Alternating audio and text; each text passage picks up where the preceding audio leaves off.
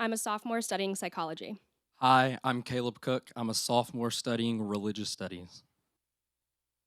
If a Durham public school had 100 students, 19 of them would be white, 44 would be African American, 30 would be Hispanic, 3 would be Asian, and 4 would be multiracial. If the same school had a gifted education program, 41 of the students would be white, 33 would be African American, 16 would be Hispanic, 5 would be Asian, and 5 would be multiracial. Obviously, someone is underrepresented here. Our project aims to fix this racial disparity as well as give all students access to a curriculum that could advance each student's individual learning abilities. Our project stems from Project Bright Idea piloted in 2004. Project Bright Idea's main goal was to diversify the population of students performing at the gifted level in North Carolina public education. The most effective aspect of Project Bright Idea was the thinking skills curriculum, which assisted in diversifying the population of students performing at the gifted level in North Carolina. Ultimately, another goal of Project Bright Idea was to create a more persistent and optimistic way for teachers to look at their students' learning. This needed to be done because teachers may hold biases that students with more disadvantageous backgrounds are less receptive to education. Now, this brings us to our project, implementing the thinking skills curriculum in 2 Durham public schools. We wanted to implement this curriculum not only to enhance each student's educational prosperity and cognitive abilities, but to also show teachers that every student in the classroom can learn through a cognitive systematic approach, rather than have teachers rely on their biased preemptive expectations on their students' achievement. There are several goals regarding student and teacher development within the implementation of the thinking skills curriculum. What these goals allow students to do is advance their thinking about thinking, as we call it metacognition.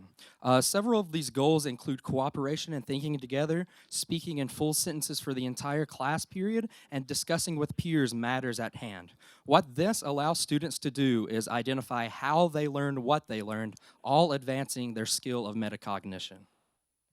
Prior to implementing the curriculum, we gave teachers a survey in order to chart the progress of their attitudes on their students' achievement. Teachers then went through professional development. Once they started teaching the thinking skills curriculum, we went in for observations. There is a second professional development as well as periodic check-ins with the teachers in order to chart their progress and concerns. This project could not have been done without the help of 2 Durham public schools, Pearsontown Elementary and Forest View Elementary, within which there were a total of 13 female teachers involved with our project. From the survey given to teachers regarding their attitudes on their students' achievement, 6 teachers strongly believe that they could teach every student in their classroom to think critically. Furthermore, 7 teachers strongly believe that they could use activities with high-level expectations for all of their students. Yet, in contrast to both of these results, 9 teachers agreed that regardless of their efforts, there would still be students in their classroom that could not master the material. We see this as a room of growth as further teacher development and classroom strategies continue to shape teachers' attitudes on their students. For our classroom observations, our team used a standard observational checklist, which allowed us to assess the progress of the lesson. This allowed us to identify potential drawbacks and advancements within student and teacher development in the thinking skills curriculum. From our observations, we saw that teachers did well in terms of preparedness, adherence to the curriculum script, as well as encouraging high-level vocabulary use among their students.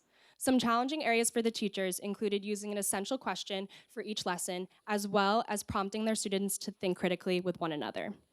And now, here's a glimpse into the thinking skills curriculum at Pearsontown Elementary School. One learn I've learned from my smart books so far is four. My favorite thing is about the great book is the color and light. Like this is writing and coloring.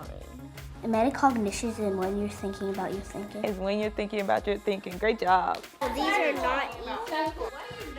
See if they both were equal and the same size.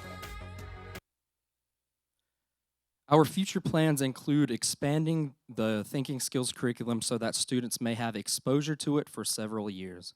What this may do is increase the student's skill set of learning while increasing their excitement for thinking about their thinking, or metacognition. What we also want to do is create a more persistent and optimistic approach for teachers to take regarding their students' learning.